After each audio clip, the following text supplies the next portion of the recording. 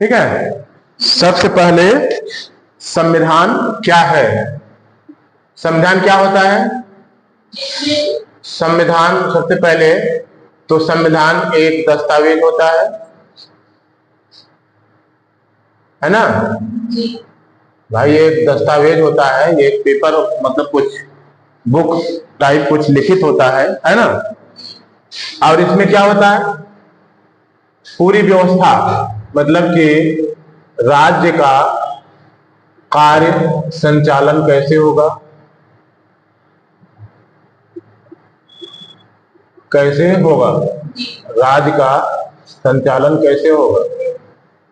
ठीक, राज्य का संचालन कैसे होगा, नियम कानून क्या होंगे,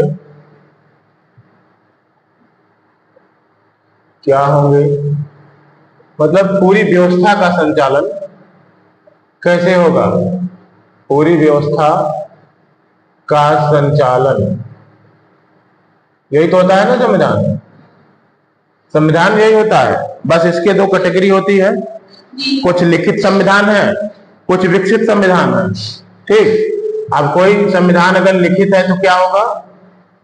लिखित संविधान मतलब कि एक संविधान सभा का गठन होगा, संविधान सभा होगी, है ना, जो कि चुने भी जा सकते हैं, मनोनीत भी हो सकते हैं, मतलब कुछ लोग, एक सभा होगी, कुछ लोग मिल करके एक संविधान का निर्माण करेंगे, है ना, संविधान का निर्माण करेंगे,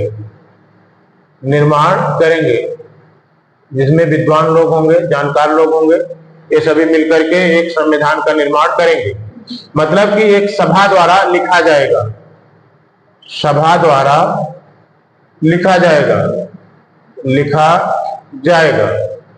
ये क्या हो गया? इसको कहा जाएगा लिखित संविधान। लिखित संविधान। दूसरा संविधान का प्रकार क्या हो गया? अलिखित। इसका मतलब यह हुआ कि इसको लिखने के लिए किसी संविधान सभा की कभी बैठक नहीं हुई थी, है ना? इसको लिखने के लिए संविधान सभा की बैठक नहीं हुई थी, बल्कि ये उत्तरोत्तर विकसित हुआ। क्या हुआ? विकसित हुआ, धीरे धीरे विकास हुआ। मतलब पहले राजा था, फिर उसने क्या किया? मंत्रियों को अपनी सहायता के लिए नियुक्त किया, मंत्रियों को। फिर यहां सहायता ऐच्छिक था। फिर सहायता क्या हुआ? अनिवार्य हुआ। फिर मंत्रियों की संख्या बढ़ी।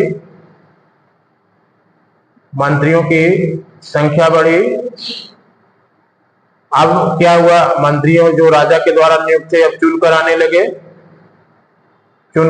आने लगे। इसी तरह फिर और विस्तार हुआ, तो लोकसभा या ब्रिटेन के जो निम्न सदन है उसके समकक्ष कुछ लोग चुनकर आने लगे। मतलब कहने का मतलब ये कि धीरे धीरे विकसित हुआ, है ना? धीरे धीरे विकसित हुआ, और जब विकसित हुआ तो ये आधुनिक, मतलब एक संविधान का रूप धारण कर लिया। तो इस प्रकार से जो संविधान बने हैं उनको हम क्या कहेंगे? अलिखित संविधान। मतलब कि उनको किसी सभा ने नहीं लिखा। ठीक, अब हम आगे बढ़ते हैं कि भारतीय संविधान के संदर्भ में क्या बातें हैं? संविधान का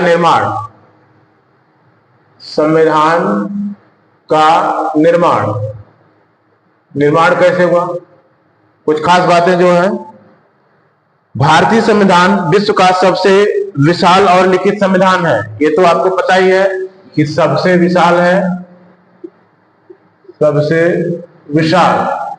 और लिखित है।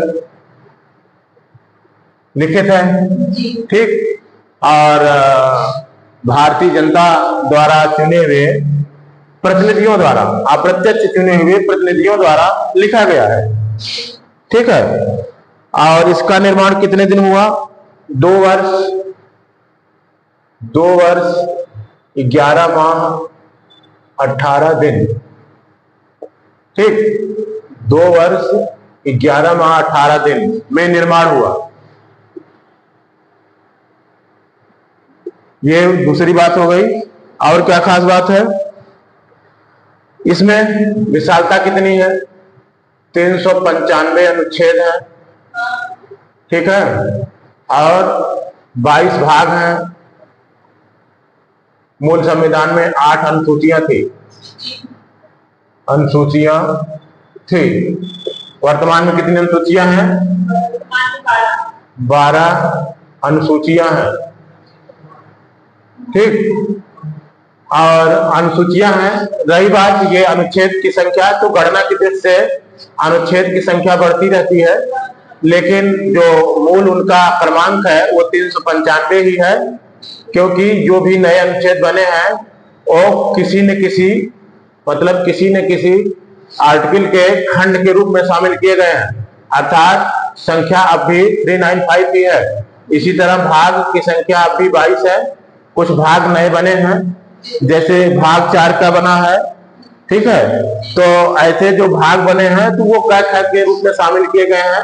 भाग की संख्या आज भी 22 ही है, केवल अनुसूचियों के क्रमांक में वृद्धि हुई है। मूल संविधान में 8 अनुसूचियां थी और अब 12 अनुसूचियां हैं, ठीक है। तो ये तो हो गया कि विशालता, ठीक।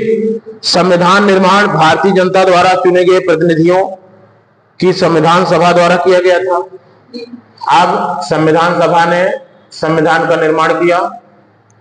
संविधान सभा ने संविधान का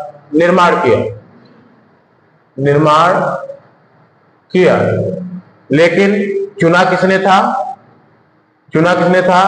भारतीय जनता ने। किसको चुना था? प्रांतीय विधानसभाओं का, है ना, प्रांतीय विधानसभाओं का चुनाव किया था। और भारतीय जनता ने प्रांतीय विधानसभाओं का चुनाव किया था, और इन्हीं प्रांतीय विधानसभाओं ने क्या किया था? संविधान सभा के सदस्यों का चुनाव किया था। संविधान सभा के सदस्यों का चुनाव। तो इस प्रकार से ये अप्रत्यक्ष रूप से चुनी गई ये एक सभा थी, मतलब अप्रत्यक्ष चुनाव था। अप्रत्यक्ष चुनाव भारतीय जनता का, ठीक है, भारतीय जनता का। इसके अलावा जो देशी रियासतें थी उन्होंने अपने प्रतिनिधि मनोनीत किए थे। देशी रियासतें, उन्होंने वो अपने प्रतिनिधि चुने थे, ठीक है। तो इस हिसाब से हम कह सकते हैं कि यह आंशिक रूप से चुनी हुई और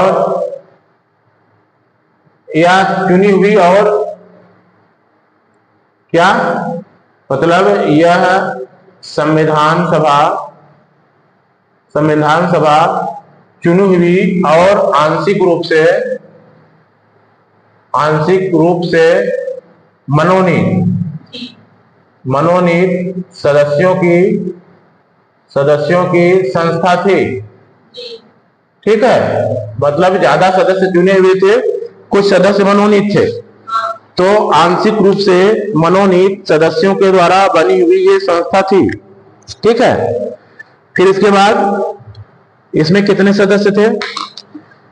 इसमें 300 तत्कालीन संविधान सभा के सदस्यों की कुल संख्या कितनी थी? 389 कितनी थी? सदस्यों की कुल संख्या, ठीक है, 389 निर्धारित थी, जिनमें 292 ब्रिटिश प्रांतों से, 93 देशी रियासतों से। 389 में 292, 295 कहां से होना था? 292, 292, 295 नहीं, 292 कहां से होना था? ब्रिटिश प्रांतों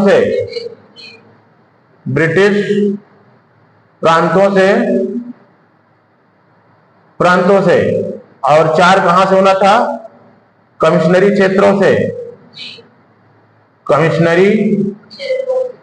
क्षेत्रों से, ठीक है। इसके अलावा देशी रियासतों से होना था। 93 उनकी संख्या थी। 93 कहां से होना था? देशी रियासतों से। ये संख्या आपको याद रहना चाहिए।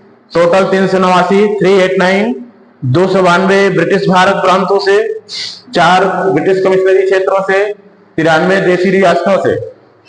क्लियर हो गया? 93 देशी रियासतों से ये थे इनकी संख्या। किसकी संख्या? संविधान सभा के सदस्यों की। संविधान सभा के सदस्यों की संख्या ये थी। फिर उसके बाद क्या है? और 4 कमिश्नरी क्षेत्र कौन कौन थे? दिल्ली, अजमेर, मारवाड़, कुर्ग एवं ब्रिटिश बलूचिस्तान के प्रतिनिधि शामिल थे। प्रत्येक प्रांत की सीटों को जनसंख्या के अनुपात के आधार पर 3 प्रमुख समुदायों मुस्लिम सिख, जनसंख्या के अनुपात के आधार पर 3 प्रमुख समुदायों मुस्लिम सिख और सामान्य में बांटा गया था। तो ये जो जनसंख्या का अनुपात था, जनसंख्या का अनुपात किनमें? सामान्य नंबर 1, दूसरा मुस्लिम नंबर 3 सिख। ठीक, कहने का मतलब है कि मुस्लिम और सिख के अलावा जो भी थे सब सामान्य थे। ये ध्यान रखिए। तो इसमें सीटों को जनसंख्या के अनुपात में बांटा गया था। ठीक है, जनसंख्या के अनुपात में प्रत्येक प्रांत की सीटों को। तो उसी हिसाब से आप समझ जाइए कि प्रतिनिधि जो है धार्मिक आधार पर मुस्लिम और सिख को भी प्रतिनिधित्व दिया गया था इस संविधान सभा में। ठीक है, और संविधान सभा का प्रथम अधिवेशन कब हुआ था? संविधान सभा का प्रथम अधिवेशन कब हुआ था? 6 दिसंबर को हुआ था कि 9 दिसंबर? 9 दिसंबर 1946 को, है ना। 6 दिसंबर थोड़ा सा विवादित तिथि है, इसीलिए याद आता है ना लोगों को।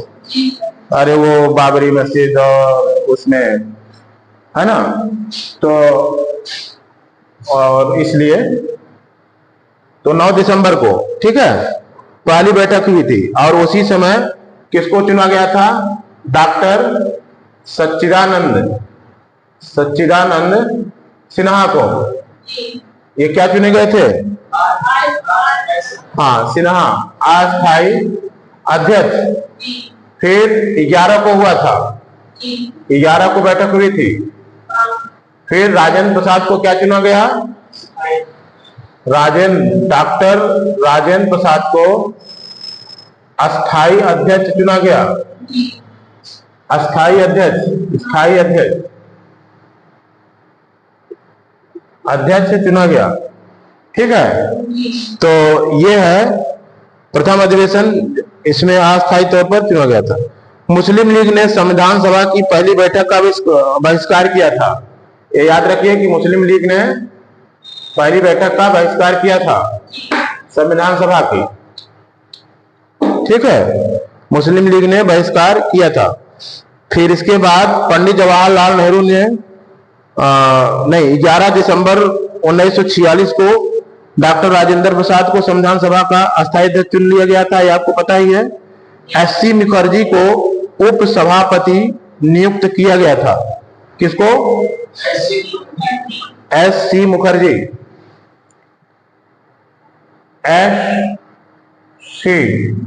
एससी मुखर्जी को उप सभापति नियुक्त किया गया था। ठीक है, मतलब कि अध्यक्ष कौन हो गए? डॉक्टर राजेंद्र प्रसाद, और उप सभापति ये या उपाध्यक्ष मान सकते हैं एससी मुखर्जी। ठीक है, फिर इसके बाद क्या हुआ?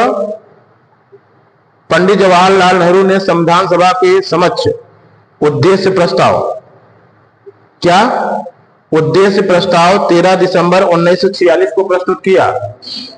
उद्देश्य प्रस्ताव, जो संविधान का प्रस्तावना है, ये उद्देश्य प्रस्ताव का ही कुछ भाग है। उद्देश्य प्रस्ताव किसने प्रस्तुत किया? प्रस्तुत कब प्रस्तुत हुआ? 13 को। कब प्रस्तुत हुआ? 13 दिसंबर को। 13 दिसंबर को उद्देश्य प्रस्ताव किसने प्रस्तुत किया? पंडित जवाहरलाल नेहरू ने। पंडित जवाहरलाल नेहरू ने। यही उद्देश्य प्रस्ताव आगे चल के प्रस्तावना का भाग बना। ठीक है, हाँ, उद्देश्य प्रस्ताव उद्देश्य क्या बना? प्रस्तावना का भाग बना। ये हम नहीं कह सकते कि अक्षरशः उद्देश्य प्रस्ताव को ही प्रस्तावना बना दिया गया, लेकिन उसके ज्यादातर भागों को, उद्देश्य प्रस्ताव के भागों को ही रखा गया। ठीक है, अक्षरशः नहीं है, लेकिन ज्यादातर रखा गया। उद्देश्य प्रस्ताव को संविधान के रूप में ये क्या, जैसे उद्देश्य प्रस्ताव, ये क्या उद्देश्य प्रस्ताव का सबसे पहले ये जान जाइए कि मतलब क्या था। ये उद्देश्य प्रस्ताव के द्वारा ही ये स्पष्ट किया गया कि हमें क्या करना है। संविधान बनाना है तो कैसा संविधान बनाना है। ठीक, तो उसी उद्देश्य की पूर्ति के लिए आगे सारी बैठकें हुई। तो उद्देश्य प्रस्ताव एक प्रकार से निदेशक का काम कर रहा था। ठीक, और उस उद्देश्य प्रस्ताव को सभी ने स्वीकार किया था, अर्थात सभी को उस उद्देश्य की पूर्ति हेतु नियम कानून या संविधान बनाना था। ठीक, आगे हम पढ़ते हैं। उद्देश्य प्रस्ताव को संविधान के रूप में परिष्कृत करने के लिए विभिन्न विषयों से संबंधित समितियों का गठन किया गया।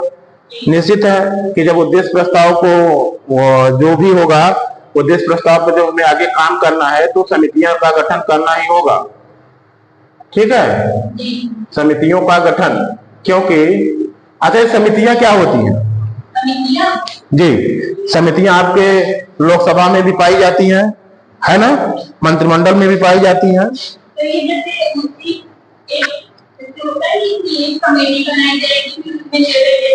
हाँ, जैसे कोई बड़ी सभा है तो अब हर एक मुद्दे पर सभी सदस्यों का विचार करना असंभव हो जाएगा, तो उसमें समितियों के द्वारा विशेषज्ञता आ जाती है, क्योंकि हर एक सदस्य हर एक क्षेत्र का विशेषज्ञ तो होगा नहीं।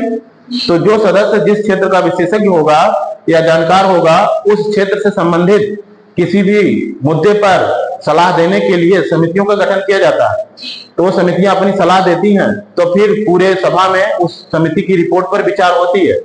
इससे दो फायदे होते हैं, समय बचता है और किसी भी बात में, किसी निर्णय में विशेषज्ञता आती है, क्योंकि वो विशेषज्ञों द्वारा सुझाया गया क्या होता है, सलाह होती है। तो यहाँ पर भी इसी उद्देश्य से समितियों का गठन किया गया। उद्देश्य ये था कि समय बचे और विशेषज्ञता आए। ठीक है, तो अब वो समितियां कौन सी थी? उसमें कुछ समितियां थी, जैसे प्रारूप समिति, है ना, प्रारूप समिति, इसके अध्यक्ष कौन थे? प्रारूप समिति डॉक्टर भीमराव अंबेडकर, ये प्रारूप समिति के अध्यक्ष थे। प्रारूप समिति के अध्यक्ष क्यों? ये भी विशेषज्ञ थे संविधानों के, इसलिए इनको प्रारूप समिति का विशेषज्ञ अध्यक्ष बनाया गया। ठीक, इसी तरह संविधान की कुछ अन्य समितियां भी थी। प्रारूप समिति में डॉक्टर अंबेडकर के अतिरिक्त और कौन थे? प्रारूप समिति में एक तो अध्यक्ष हो गए डॉक्टर भीमराव अंबेडकर, इनके अतिरिक्त एन गोपालास्वामी आयंगर, एन गोपालास्वामी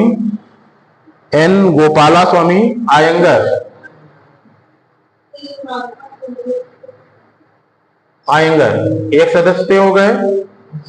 ठीक है, इसके अलावा आह्लाद कृष्णा स्वामी अय्यर, आह्लाद कृष्णा स्वामी अय्यर, कृष्णा स्वामी अय्यर, ठीक, अल्लाद कृष्णा स्वामी अय्यर। फिर इसके अलावा और के एम मुंशी,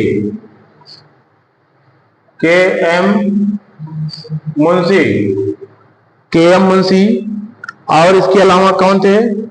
मोहम्मद सादुल्ला, के एम मुंशी, मोहम्मद सादुल्ला, मोहम्मद सादुल्ला, ठीक है, मोहम्मद सादुल्ला, सादुल्ला, ठीक है, मोहम्मद सादुल्ला।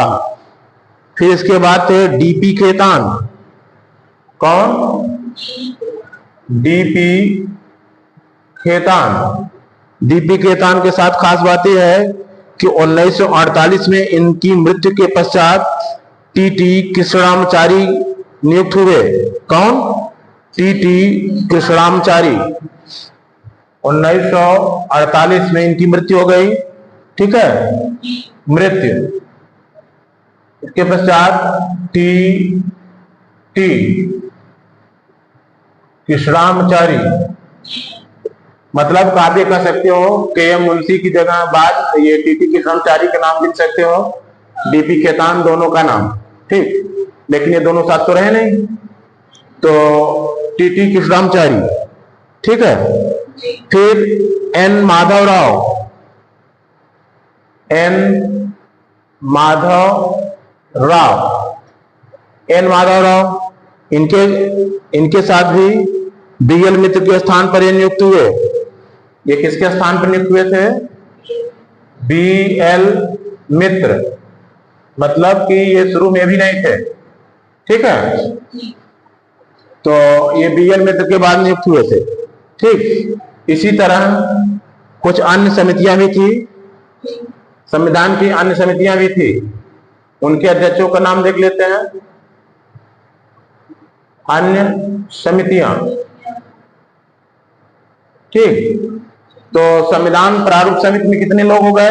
एन गोपालास्वामी अयंगर, अल्लाद कृष्णस्वामी अय्यर, के एम मुंशी, मोहम्मद सादुल्ला। के एम मुंशी और मोहम्मद सादुल्ला ये दोनों अलग हैं, एक साथ नहीं है, ठीक है। के एम मुंशी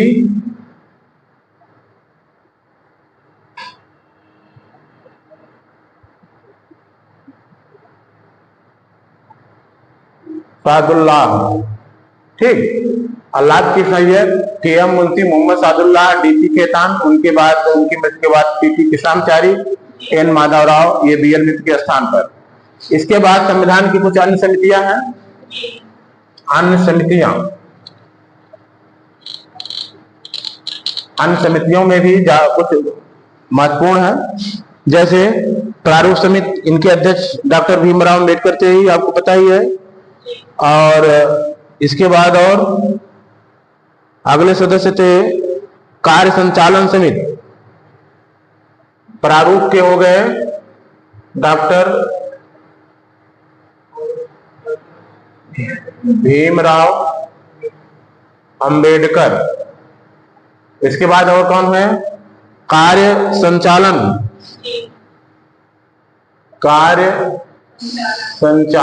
समिति, कार्य संचालन समिति, इसके अध्यक्ष कौन थे? के एम मुंशी, के एम मुंशी, ठीक है, ये थे कार्य संचालन समिति के। फिर इसके बाद संघ संविधान संघ शक्ति,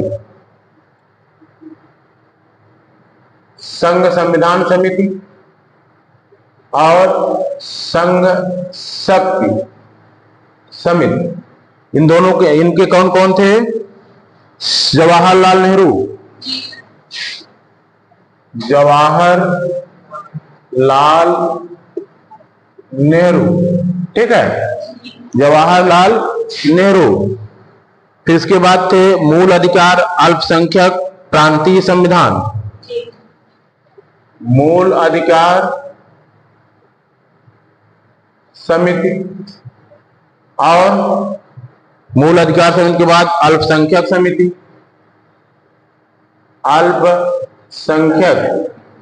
अल्पसंख्यक और प्रांतीय संविधान, प्रांतीय संविधान, इन तीनों के कौन थे? सरदार वल्लभ भाई पटेल, सरदार वल्लभ भाई पटेल। ठीक है। अल्पसंख्यकों के लिए जो भी व्यवस्था दी गई है या मूल अधिकार में या प्रांतीय संविधान को, वो समिति का जो भी व्यवस्था दी गई है उस समिति के अध्यक्ष सरदार वल्लभ भाई पटेल ही थे। ठीक है। जैसा कि कुछ लोग ऐसा प्रस्तुत करते हैं कि जैसे सरदार वल्लभ भाई पटेल अल्पसंख्यक के समर्थक नहीं थे, है ना। ठीक। फिर इसके बाद है प्रक्रिया वार्ता झंडा समिति, प्रक्रिया समिति, प्रक्रिया समिति, वार्ता समिति और झंडा समिति। प्रक्रिया वार्ता और झंडा समिति, इन सभी के अध्यक्ष थे डॉक्टर राजेंद्र प्रसाद, डॉक्टर राजेंद्र प्रसाद, प्रक्रिया वार्ता और झंडा के। ठीक। अल्पसंख्यक उप समिति, अब यहां पर उप समिति भी थी। अल्पसंख्यक उप समिति, अल्पसंख्यक उप समिति, इसके थे H.C. मुखर्जी, H.C. मुखर्जी। ठीक है। H.C. मुखर्जी। ये सब समितियां बहुत ही महत्वपूर्ण थी। और इसी क्रम में अन्य समितियां इस प्रकार हैं। H.C. मुखर्जी हो गए। फिर इसके बाद H.C. मुखर्जी के बाद सदन समिति,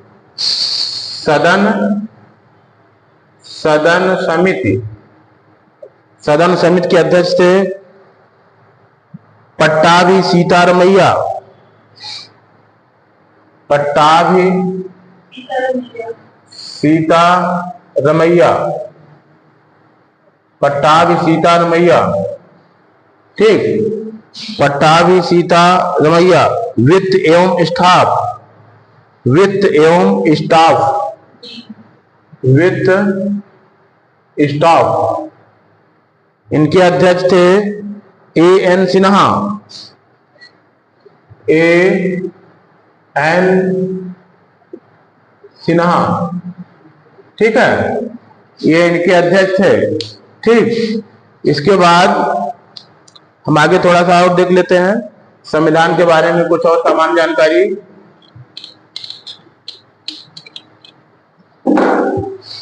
26 नवंबर 1949 को संविधान अंगीकृत किया गया था। कब को? 26 नवंबर 1949, है ना।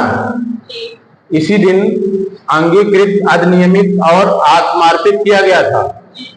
ठीक है। अंगीकृत किया गया किसको? संविधान को। ठीक। संविधान को। तो संविधान दिवस कब मनाया जाता है? 26 नवंबर को।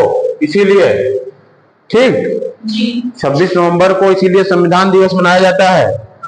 फिर 26 जनवरी 1950 को संविधान लागू किया गया था। कब लागू किया गया था?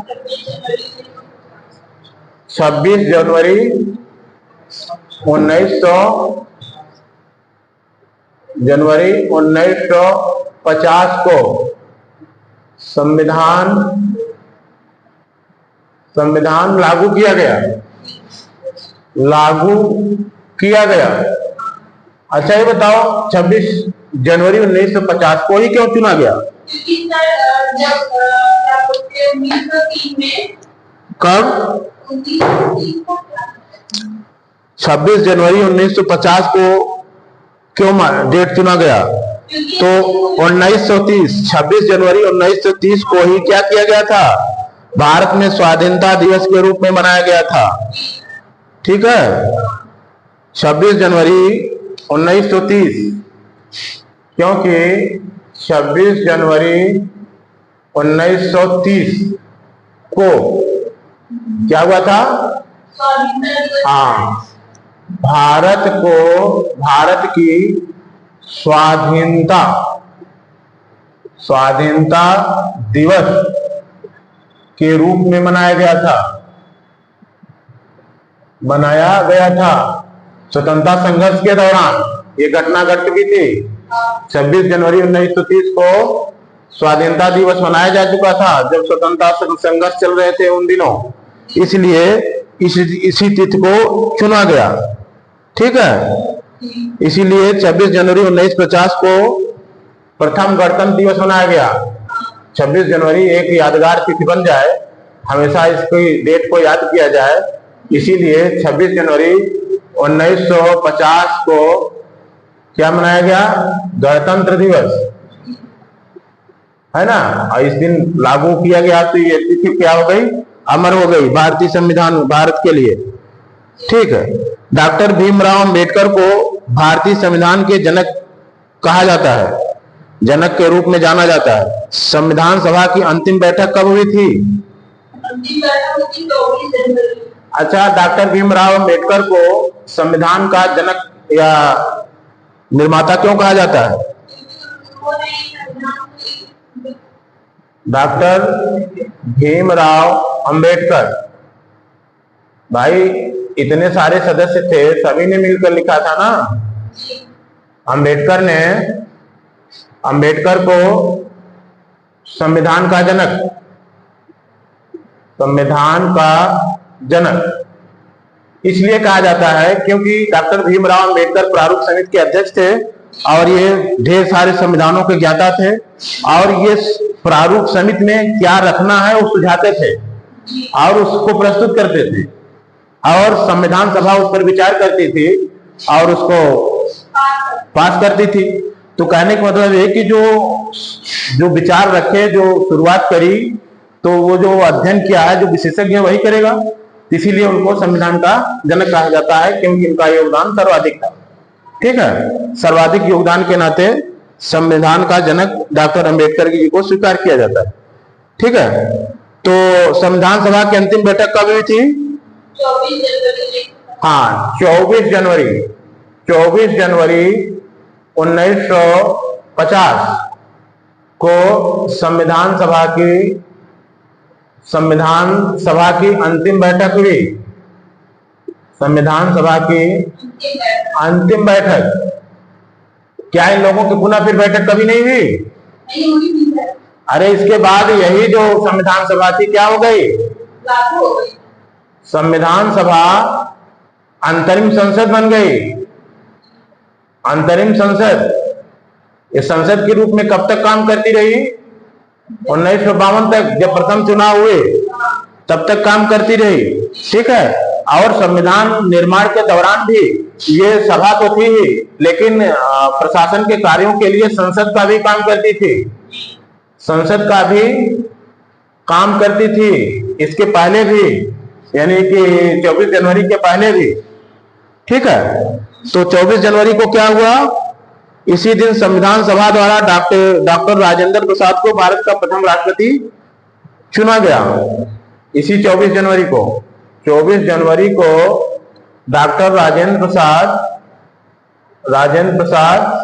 प्रथम राष्ट्रपति चुने गए। किसके द्वारा? संविधान सभा के द्वारा। संविधान सभा के द्वारा। और ये संविधान सभा के रूप में अंतिम बैठक थी 24 जनवरी 1950। इसके बाद जो भी बैठकें हुई उन लोगों के सदस्यों के, तो वो अंतरिम संसद के रूप में हुई, है ना। तो ये अंतिम बैठक 24 जनवरी 1950 को ही अंतिम बैठक कहा जाएगा। ये हो गया आपका संविधान के बारे में सामान्य जानकारी। ठीक है, इसके बाद प्रस्तावना, ठीक।